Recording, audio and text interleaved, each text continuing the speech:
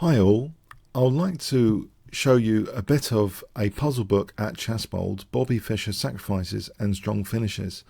So there are 174 positions in this. It starts off with one of the most beautiful set of sacrifices Fischer made, and then it actually goes chronologically throughout Fischer's career. Throughout it actually shows the age of Fischer at the time. I thought we could have a look at a sample of 30 from this book. So if you go to Chessbold, it's on Improved menu, Puzzle Books, and you'll see it's in the famous players section. There's Bobby Fischer, Sacks and Strong Finishes. So let's have a look. So this first one, Fischer against Lamsuren, he was about 24 years of age. It's a really superb, beautiful, iconic finish. If you haven't seen this one, yeah, it's really beautiful. So white to play here, if I give you 5 seconds. Okay. When I say that, I mean you can pause the video and take longer than 5 seconds if you want.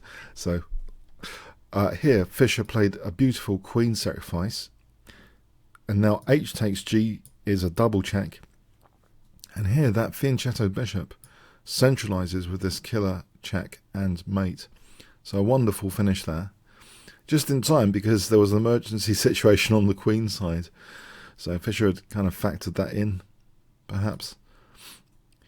So this next one is another beauty. So white to play and mate. 5 seconds. Okay, Fischer played queen takes h6 check. This opens up that g file. So we've cut off escape squares of the king. And you can also see that the king hasn't got h7. So actually here, knight f7 is checkmate. Actually, let's put it on a bigger board. Okay, so here, white to play. Now you might think rook c7 is tempting, but you know, perhaps black can sacrifice the queen. In fact, Fischer played check, and now we just want to get to e7. So here, 5 seconds. We want to deflect the queen away from e7, so rook c8 check. And here, in fact, with the escape squares covered, we have queen f5 checkmate. The knight's covering e7 critically. So a nice finish there. Okay, so here, the bishop has got a great view on this diagonal, cutting the g8 escape square. So what would you play? 5 seconds? Okay, wonderful finish here.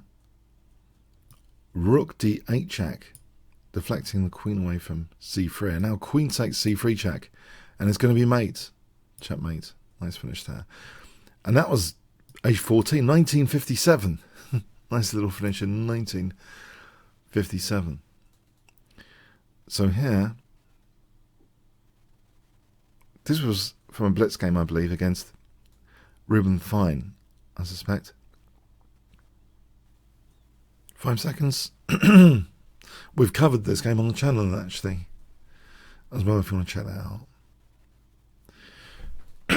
Okay, Fischer plays, I believe, this rook. So he's cutting off the escape squares here. And we just really need to get bishop f6 in. So how to do that? If I give you 5 seconds here, what would you play? It's a really simple and strong move, actually. Surprisingly powerful and simple. Queen g3, just offering an exchange of queens. Trying to drag the queen away from critically defending f6. Checkmate. This next one, yes, it looks as though the knight's really well perched on f5. And in fact, there's a common square of the rook and knight. If rook e7, that would be checkmate, because the pawn here is covering a key escape square of the black king. So how do we get in rook e7? 5 seconds. Okay, bishop d2 actually skewers the bishop and knight. So the bishop move, we could take the knight. And here, the bishop has given away the e7 square, so checkmate. This is from a classic finish. Off Fischer, real classic. Okay, it starts off with bishop takes d4. And 5 seconds, what would you play here? Okay, I hope you've seen this one before. It's absolutely iconic. It sticks in my mind for one of the greatest ever Bobby Fischer finishes. He uses a wonderful blockade, sacrifice rook f6 to stop the resource f5. Because if e5, there was f5 hitting the queen and blunting the diagonal. Now here is e5 threatening checkmate, so that's parried. And now with the knight attack, just knight e2, waiting for that knight to go away from f5. And actually black resigned here, but let's say black played this. Then we just go queen f5, and it's going to be checkmate. Okay.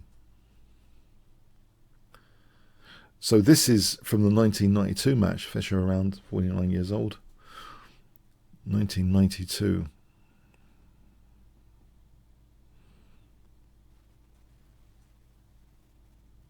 Okay, 5 seconds. Okay, rook g8 check. Getting rid of one pawn. Now check. And now really trying to get rid of the other pawn to open up the h file. So h7, supporting rook g8. Rook g8 check. And now we've got the h file finally cleared. So I believe move like rook h1 now. So yep, nice little finish there. This is a really cute one. So around 21 years old against Jay Kelly.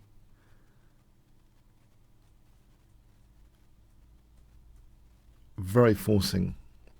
5 seconds. Very forcing sequence. Queen takes h6. Check. Bishop h5 check. And we're covering all the escape squares here. The bishop's covering g6 critically. So this is a checkmate. And the form pawn, of course, is covering g7. So here, 5 seconds to pause the video, white to play.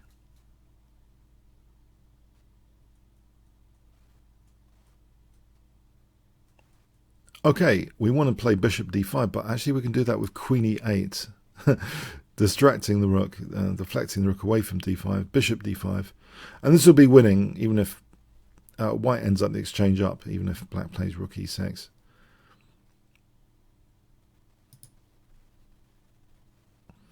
Here, another game from the Fischer Spassky match of 1972. 5 seconds. Okay, in fact, we can play knight d5, hitting the queen. Knight takes e7 check. Take here now, because after losing the knight, we can take here. That's fine. So Fischer's nabbed another important pawn there, and the exchange up, and he went on to win that game. So here there's a common square for peace cooperation, and it's a bit of an emergency situation because it looks as though we're going to be mated here if we don't do anything quick. So what would you play here? It's got to be quick. If I give you 5 seconds, pause the video, think about it. Black to play.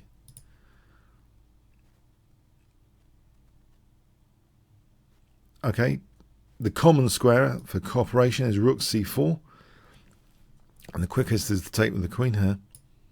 And then we can play rook a2, checkmate on king a3. If we click analyze, we can show that on the board. Checkmate.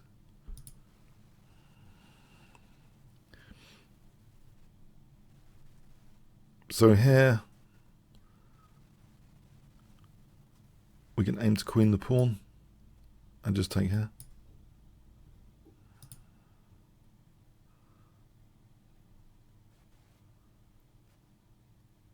This one, very forcing.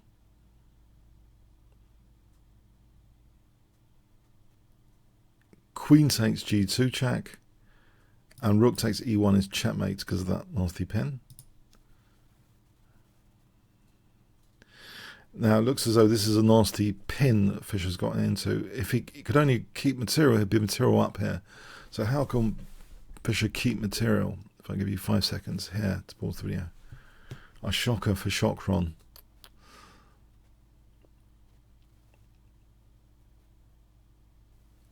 Okay, bishop d7 trying to drag the queen.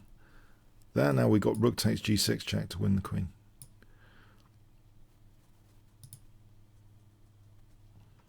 Now, this is chronological order from number 16 in this book. It's from the earliest age of Fischer, so at age 11.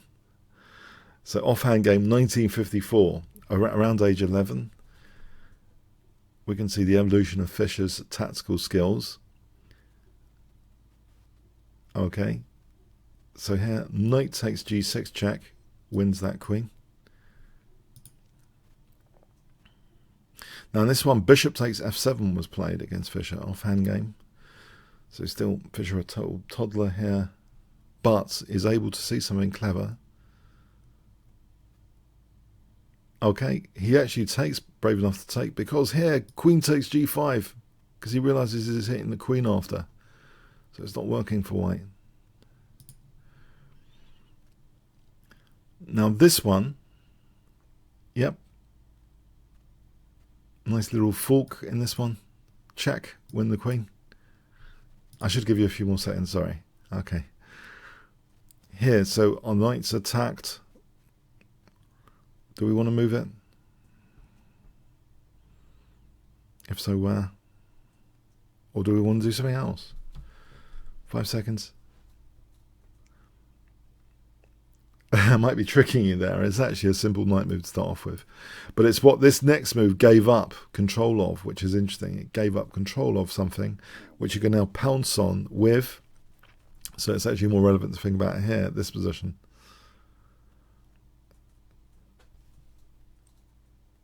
Knight g4, threatening checkmate. And white had to resign, really, because if we analyse this, h3, there's knight f2 check, and we could take that bishop. So that is very, very strong threatening knight f2 checkmate and hitting the bishop. Double attack, basically. Here, 5 seconds. Okay, the queen is loaded. That's the tip. If you want another 5 seconds to pause the video, we can exploit that with bishop takes c5 and queen takes.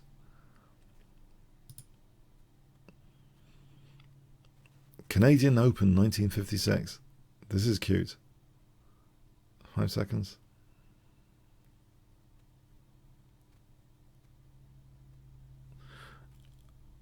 Okay, very important to calculate forcing moves and calculations. Bishop takes f7 check. And if the king had moved, there was queen f8 there, mating. So here, now rook takes his check critically. That's crushing. Here it's a little bit scary. Practical move here, being tested really. Okay. Queen e4 just defends there. Now actually, now that's a bit secure. Things are a bit secure around the king generally. What can we play here? 5 seconds. Nice powerful central queen hitting in all directions is the clue. So it's defending key squares like g6 and h7 and also e6. Superb queen on e4. So Fischer carries on with rook f2 hitting c2 and not caring about queen e8 here. If queen e8 was played, bishop f8, we're pretty safe there. So no defense against c2 really. Well, it's hopeless. I mean, yeah, we're actually even covering a4 there. Here. So age around 13. He's got a mobile pawn center, 5 seconds. Okay, e4. Just these pawns are runaway. Very dangerous. And now actually e3. And it's crushing because wherever the queen moves, there's a lot of discovered checks here, like knight e2 if the queen went to... let's analyze it. If the queen went here, there's discovered check. If the queen went here, there's at least a discovered check. If the queen goes to a5, we can go e2. We can take rather, and then play e2, forking the rooks, and at least winning a bishop there.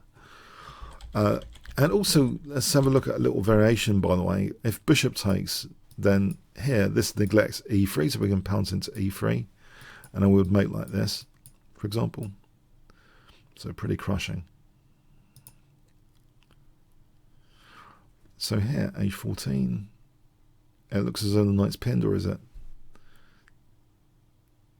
Is Fischer rebellious against relative pins or not? 5 seconds to pause the video. Okay, knight takes. Yes, he is, because that would be check. Bishop takes d4 check if rook takes. But here, this is a disaster for white as well, because... Okay, knight takes f4. There's the old back row weakness. White resigned here. If knight takes, knight e2 check, dragging the king away from the rook. Checkmate. Yeah, and if we look at this, if here there was rook takes, then check, and then we're picking up the other piece, that's more than sufficient. Material black's in the lead there. Now this is really interesting. White play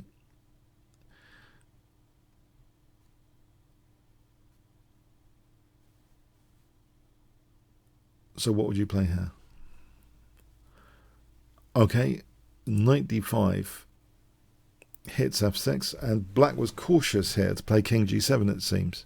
I'll show you why in a moment. But now Fischer plays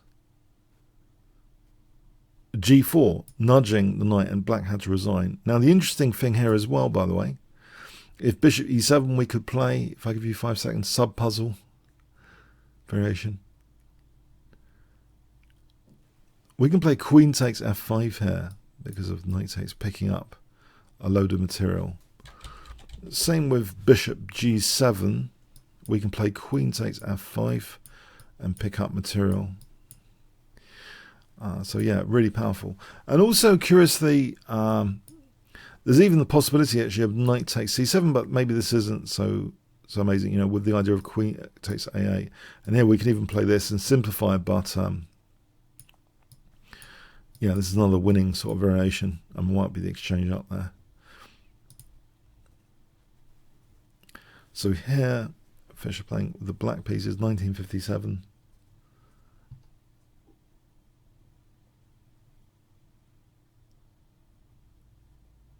Okay, he finishes nicely with rook a2 check, knowing that the king's kind of overstretched here. It can be distracted away from the rook. So after king takes, we'll be taking the rook.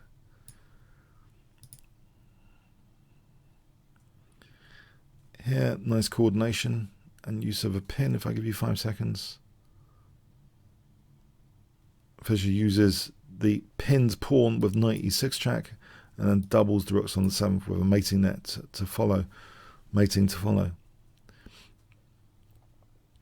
So that's crushing. As an example, just to put a mate on the board, we can show that this is actually checkmate, because the knight's controlling f8 actually. It's immediately checkmate. Now, in this position, what would you say is the most accurate move? Fischer did actually play the most accurate move here. So if I give you 5 seconds to pause the video, what would you play?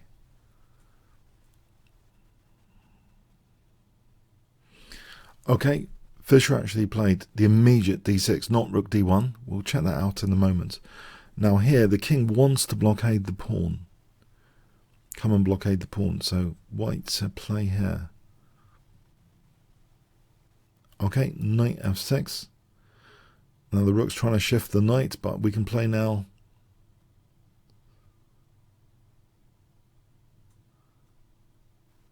We can actually play now rook d1, believe it or not.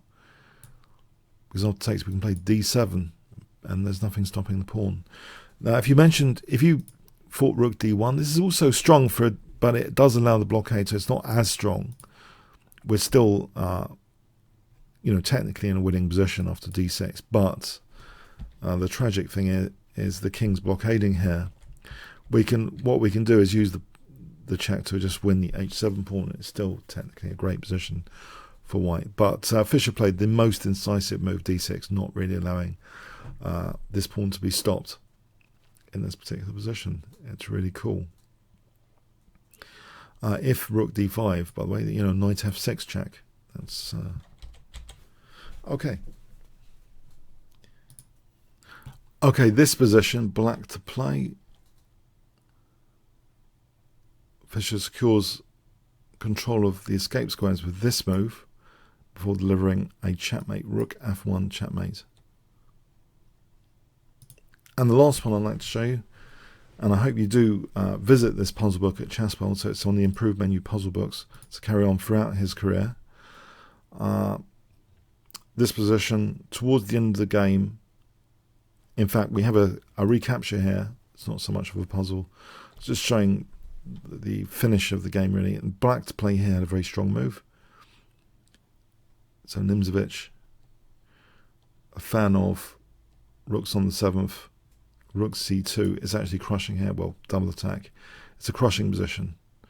So white actually resigned there. But yeah, you'll find a load of great finishes there throughout Fischer's career. So yeah, if you want to check that out, the improved menu, let's go to the other view of this. So improved menu, puzzle books, you'll find this on the famous players